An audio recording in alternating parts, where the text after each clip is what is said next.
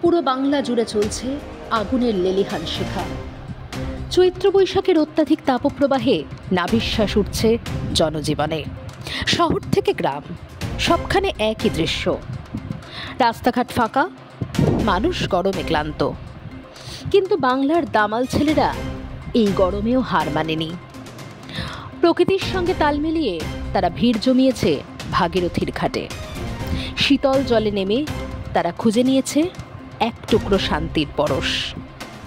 তপ্ত দুপুরেও নদীর ঘাটগুলো প্রাণে ভরে উঠেছে তরুণদের কলরবে। হাসি, আনন্দ আর জলকেলিতে মুখরিত হয়েছে ভাগীরথীর পার। এই গ্রীষ্মে নদী যেন পরিণত হয়েছে এক মুক্ত স্বাধীনতার মঞ্চে, যেখানে গরমের জয় নয়, প্রাণীর উচ্ছ্বাসেরই বিজয় হয়েছে।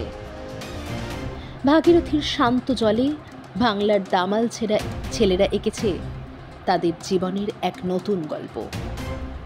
এই ছিল বাংলার গ্রীষ্মের রঙিন ছবি ভাগীরথীর ঘাটে।